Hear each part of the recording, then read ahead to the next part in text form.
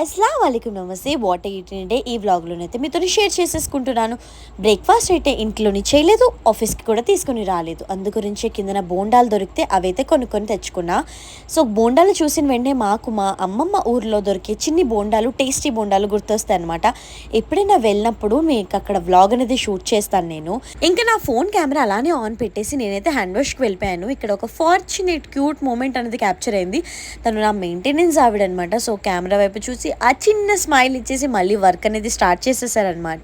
So నేను వచ్చి చూసినప్పటికైతే చాలా హ్యాపీగా అనిపించింది. నెక్స్ట్ అయితే నేను ఆఫ్టర్నూన్ లంచ్కి బిర్యానీ అయితే తింటాను. కిషోర్ అయితే వేడివేడిగా చికెన్ కర్రీ కూడా తీసుకొని వచ్చాడు. ఎప్పుడు ఇదే హాయ్ చెప్పడమా అని తిడుతున్నా, అందుకోసమే ఆ ఎక్స్ప్రెషన్ అయితే ఇస్తున్నాను అనమాట. ఇంతకీ ఈ బిర్యానీ నేను తెచ్చింది కాదు, కొనుక్కున్నది కాదు, మా అన్న ఇచ్చింది. ఎందుకంటే దానికి ఎడ్యుకేషన్ల పరంగా ఒక మంచి గుడ్ న్యూస్ అనేది జరిగింది. అది నా వల్లే స్టార్టింగ్ పాయింట్ అనేది వాడు బిలీవ్ చేస్తున్నాడు కాబట్టి నాకు చిన్న పార్టీ ఇచ్చాడనమాట. సో లంచ్ అయిపోయింది, వర్క్ అయితే చేసుకుని ఈవినింగ్ అయ్యే టైంకి ఇంటికైతే స్టార్ట్ అయిపోతున్నాను. క్యాబ్ కోసం వెయిట్ చేసిన.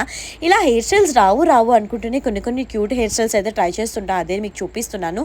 నెక్స్ట్ అయితే 2 ప్లేట్ పానీపూరి తీసుకుని మా ఇంటికి అయితే వెళ్ళిపోయాను. ఎందుకంటే అత్త మా అమ్మకు కూడా తింటారని చెప్పేసి నేను కూడా ఒక 3 పూరీలు అయితే లాగించేశాను. సో చాలా అన్ని జంక్ ఫుడ్ అయితే నేను తినేసాను ఈరోజు అని అనుకుంటున్నారా? అస్సలు జడ్జ్ చేయకండి, అలాంటి కొన్ని రోజులు ఉంటూ ఉంటాయి అనమాట. మమ్మీ అయితే బీరకాయ కూడా వండింది, నేనైతే దాంతోపాటు కర్డ్ రైస్ అయితే తినేసా. ఇంతే రోజు vlog. Please do like, share and subscribe. ఇంతకీ మీ ఫేవరెట్ ఫుడ్ కూడా కమెంట్ చేసి చెప్పేయండి.